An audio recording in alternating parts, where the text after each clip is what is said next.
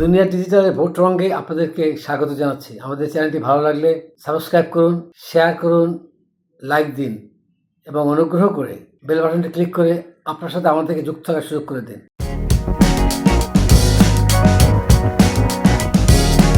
গত 26শে জানুয়ারি সোমবার রাজধানীর মিটফোর্ডে একটি ব্যতিক্রমী ঘটনা ঘটেছে। ওই দিন বেলা 4টায় ঢাকা 7 আসনে জামায়াত ইসলামীর প্রার্থীর গণসংযোগে দলীয় নেতাকর্মীদের সঙ্গে দাঁড়িপাল্লা স্লোগান দিচ্ছিলেন দুজন বিদেশি। তারা তাদের দেশে এই ধরনের নির্বাচনী প্রচার না দেখে এটাকে একটা তারা আনন্দের বিষয় ভেবে হয়তো এই দাঁড়িপাল্লা বলে গলা মিলিয়েছিলেন।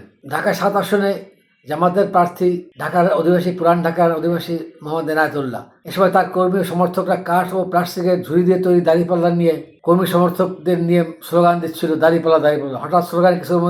হঠাৎ সেই স্লোগানে কিছুক্ষণের জন্য গলা মেলাতে দেখা গেল দুই ভিনদেশিকে, তাদের একজন নারী অন্যজন পুরুষ।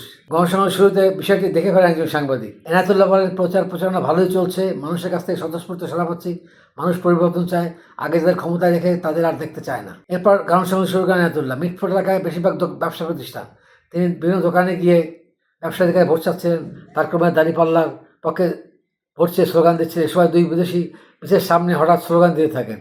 বিদেশের স্লোগান দিতে দেখে এনায়েতুল্লাহ তাদের দিকে এগিয়ে যান। তিনিও তার সাথে কিছুক্ষণ দাঁড়িপাল্লা বলে স্লোগান দেন।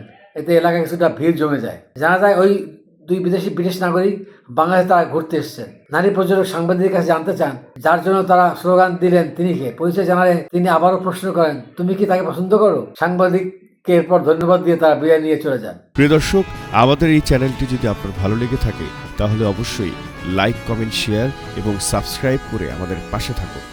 আপডেটেড প্রতিটি মুহূর্তে দুনিয়া digital, world news meets truth.